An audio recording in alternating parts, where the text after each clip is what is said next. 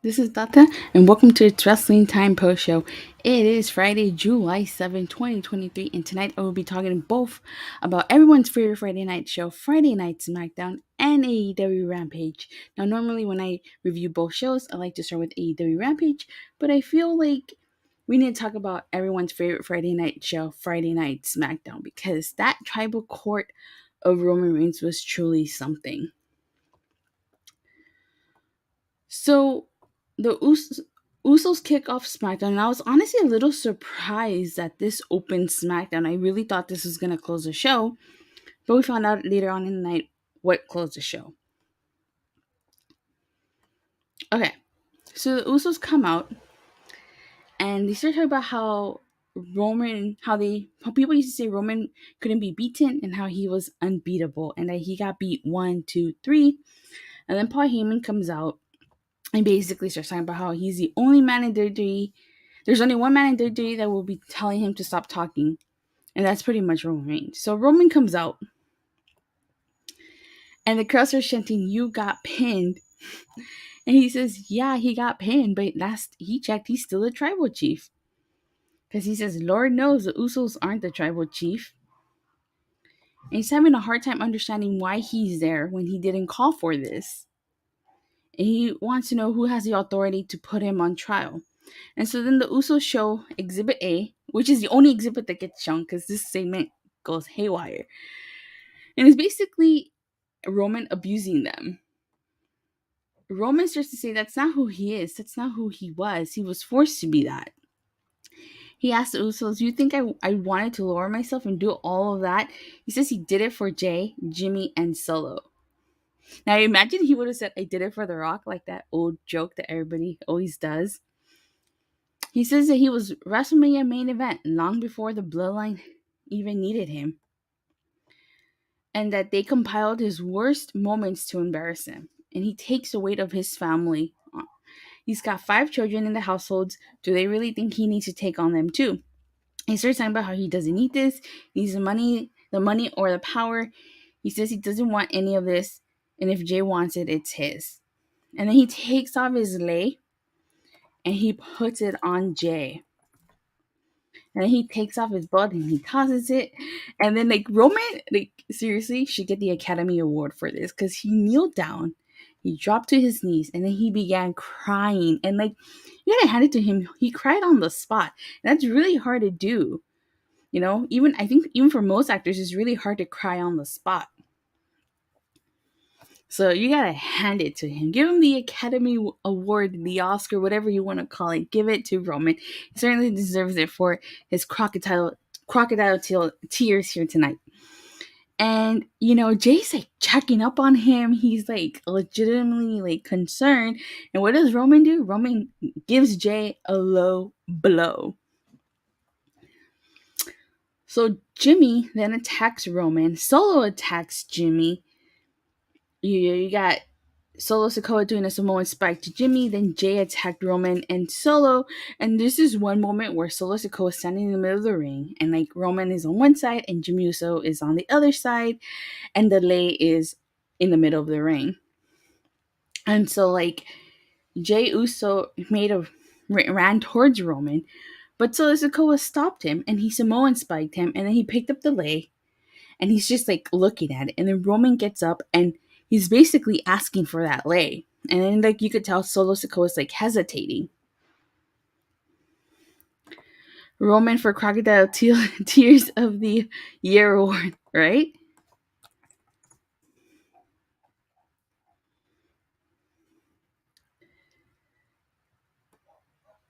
So Roman yells to Jay that he will never be the tribal chief as long as he is alive. So like they tie Jay to the ropes, and poor Jay has to get tied there and watch as Roman is hitting Jimmy with the title and then the steel steps.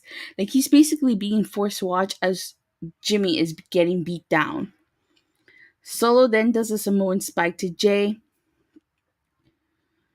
And then Solo does a splash to Jimmy through the table, which he tried to do at Money in the Bank, but he wasn't unable to.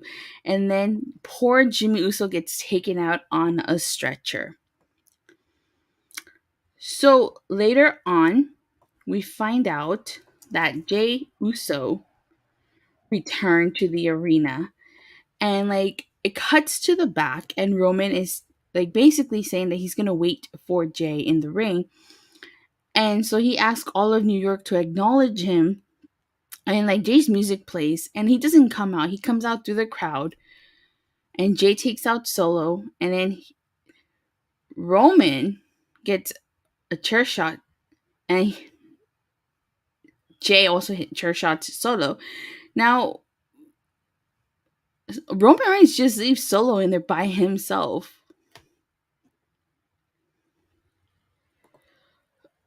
What did you think of the tribal court, and do you think Jay would win the title? I'm currently talking about that. Give me 1 second. I'll answer your question. And then Jay says that Roman took Jimmy from him, and that he's looking at the judge, the jury, and the executioner, and now he has to get him. And Jay basically challenges Roman to one-on-one, which will probably happen at SummerSlam. So overall, I actually really like the tribal court of Roman Reigns. I thought it was a really good segment, and honestly, I didn't even realize how much time flew by. Like, it took up, I believe, 40 minutes, and I didn't even realize that. I thought it was like 10 minutes, but no, it took up the majority of the first hour. I thought it was a really good segment. I think that anything with the bloodline is pretty much a good segment. Solo would turn on Roman because Solo got beat up in the ring and Roman didn't come to help him. I honestly think that too. I think it's only a matter of time before Solo turns on Roman.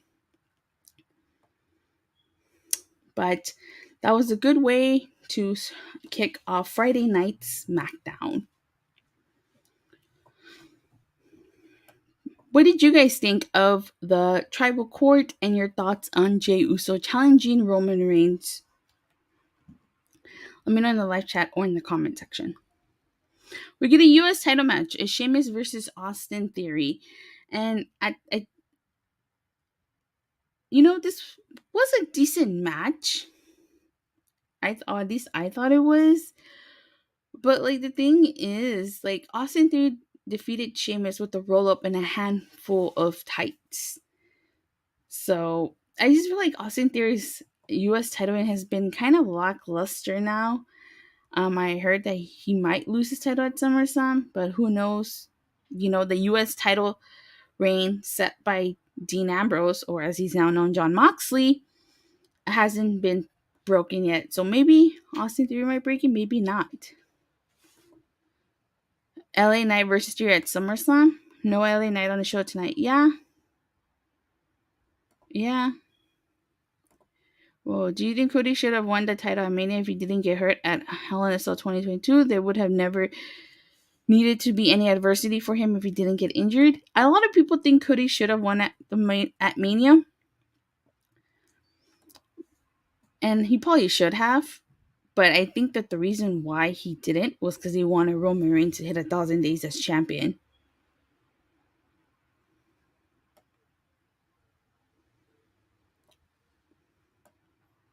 So next week, the Grayson Waller effect with Edge. And honestly, like, I'm not a huge fan of these whole Grayson Waller effect segments. I feel like they don't really do much for him. So basically, Edge is talking about how it's the 25th anniversary of his career and they can celebrate tonight or in Toronto. And he talks about how SummerSlam 98 was his first PLE in WWE, and he talks about how New York is a city full of hard workers and big dreamers. He says he still is a hard worker and a big dreamer. And then Grayson Waller says that Edge's big announcement and that he's retiring. Edge says that he isn't retiring, he's going to have a match tonight. And Edge basically tells Grayson Waller that he will either sink or swim, and we find out the main event is going to be Edge versus Grayson Waller making his in-ring debut. We get AJ Styles versus Karrion Kross, and I have to say, like, this was such a short match. Like, AJ Styles made quick work of Karrion Kross.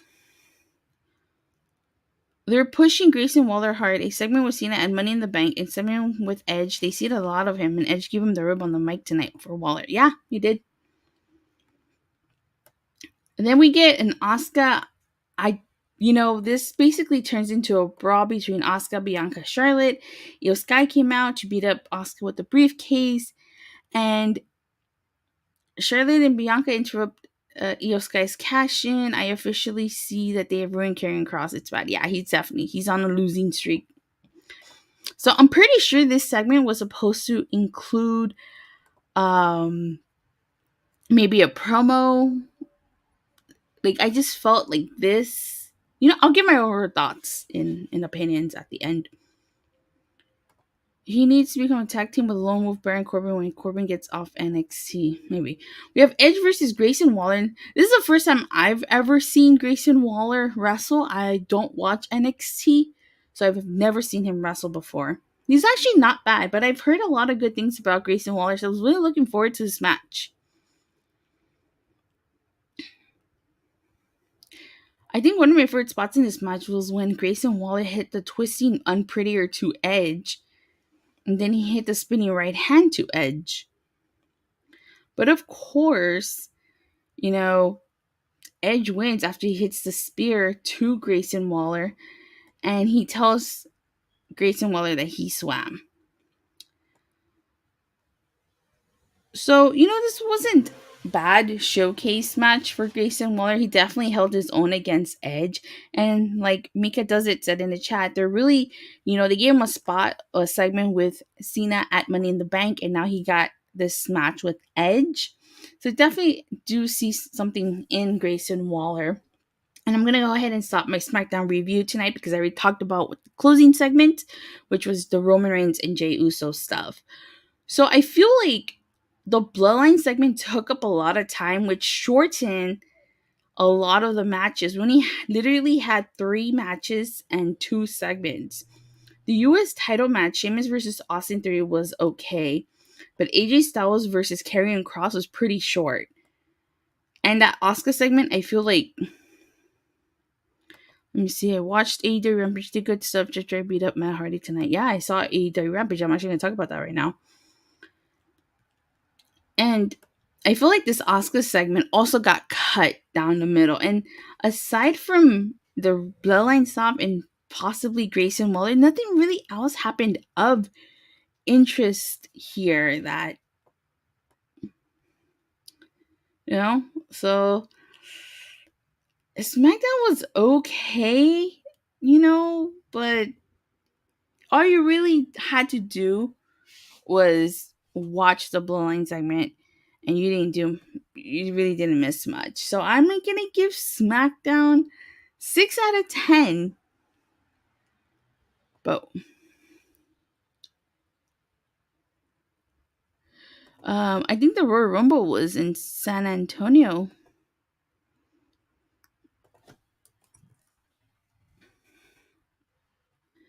So that's it for the SmackDown review. And now I'm going to turn things over to AEW Rampage, which kicked things off with a trios match between the Elite and the Dark Order.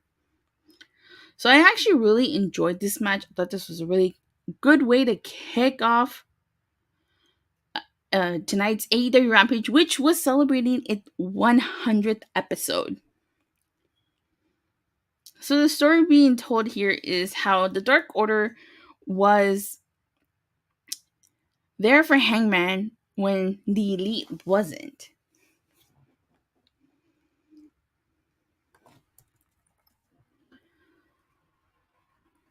I did notice that in this match, they pretty much isolated Alex Reynolds from his team because he took a lot of the beatings in this match. I really like that shooting star off the ring apron to Evil Uno that Hangman did. That facebuster to Alex Reynolds, which was followed up by a Canadian Destroyer from Nick Jackson, was pretty cool. That lariat, then an elbow by Matt Jackson and Hangman to Alex Reynolds was also cool. So let's talk about this ending, because we got to talk about the ending. So Hangman Adam Page was going to do the buckshot lariat, right? But Evil Uno put the ref in front of him. And now, out of nowhere, Konosuke Takeshita appeared, and he caused a distraction The ref was busy dealing with him and didn't see that Evil Uno gave Hangman a low blow. And then Claudio Castelloni hit Hangman with an uppercut. And the Dark Order defeated the Elite. Evil Uno pinning Hangman Adam Page here. I was not expecting that at all. And then Kenny Omega came out with the steel chair and pretty much even the odds here. But yeah, I was not expecting that. But it was a really good match. And I feel like there's another, the Elite has their problems with the BCC. But now it seems like there's a side story going on with the Dark Order. But what do you think of this opening match on AEW Rampage? We got a quick QTV segment. Well, not a huge fan of QTV. The really cool thing about it was that they did show footage of Johnny Elite kicking a can into a trash can, which I thought was pretty cool. But I have no idea where they're going with this whole Harley Cameron, and Anthony Bowen stuff. Next, we get the Blind Eliminator tag match. It's Matt Hardy and Jeff Jarrett versus Sammy Guevara and Daniel Garcia. I didn't think this was a bad match. Honestly, I kind of thought it was a pretty decent match. But I did think that Jeff Jarrett and Matt Hardy teaming together was pretty unexpected. Like, at some point, Jay Lito slid the guitar into the ring, and I guess he was telling Matt Hardy to hit Sammy Guevara while Sanjay distracted the ref, but he refused. And so, Sammy hit the GTH to Matt Hardy, but then Daniel Garcia tagged himself in and stole the pin from Sammy Guevara. You could tell Sammy Guevara was not happy about that. Good show tonight. I hopeful Konosuke's seen it. Yeah. And so then Brother Zane came out to help Matt Hardy because, the rest of Jeff Jarrett and co were not happy that Matt Hardy didn't use a guitar, so they attacked him. But Brother Zane gets chokeslammed by Satan Singh. And then Ethan Page, because, they are in Canada, he came down to save Matt Hardy and Brother Zane. Such a shame. I wish they would have utilized Ethan Page more for this Canadian tour. Like, I know on Collision, he wrestled MJF for the title, which he cut a really good promo, but, it could have been so much more if we actually built to it. Next, we get Hikaru Shida versus Marina Shafir. Hikaru Shida won. Really, she did. After she hit the Kanata to Marina Shafir. We get a quick backstage interview with Kris Statlander. And she's pretty she looks like this. Kind of reminds me of Becky Lynch when she was doing the Big Time Bex gimmick. And, she had those glasses. I don't know what she was thinking. But she talks about how she feels pretty great and has defended the TBS title 6 times already.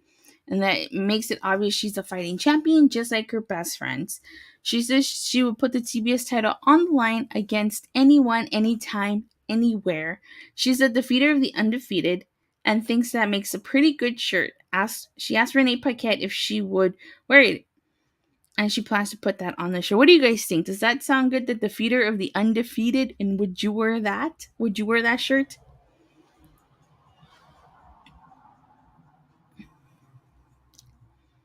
She says the TBS title is always on the line because Kris Stat is where it's at. And that actually kind of rhymes. So we have to see where they're going with this Kris Statlander character. So the main event is a blind eliminator tag match. It's Big Bill and Brian Cage versus Trent Beretta and Matt Sydal. And this actually ended up being a really good match. I'm really happy that they showcased Big Bill. He's a really good wrestler and he can cut a good promo.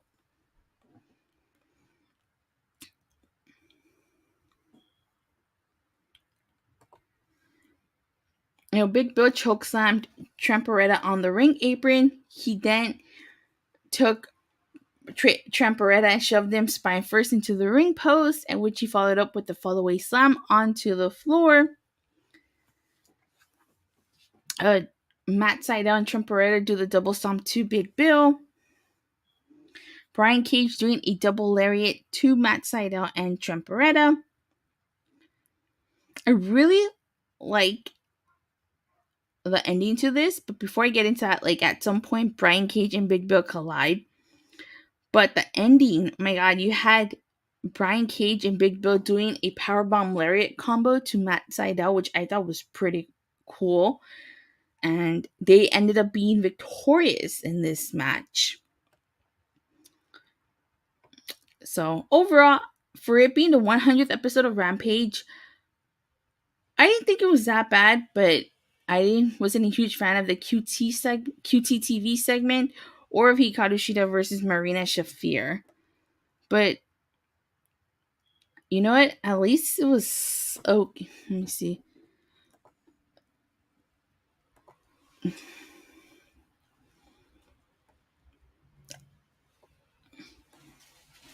As for what show I like better, I think I liked Rampage a little bit better in terms of wrestling. But if we're gonna talk about a segment, I think I liked SmackDown a little bit better. They did have a stronger segment with the whole bloodline stuff. But you know what? I'm also gonna give Rampage a 6 out of 10. I didn't think it was that bad. It was just your run of the mill Rampage, and for it being the 100th episode, it didn't really feel special. You know, it was just your average Rampage. But with that being said, you guys, I know it's late where some of you guys are at, so thank you so much for tuning in. Thank you for the continuing support. Please don't forget to like and subscribe. Make sure you hit that bell so you get notified whenever I go live or release a new video. And I'll see you, if I don't see you guys tomorrow for Collision, I definitely will see you guys Monday after Raw. Bye.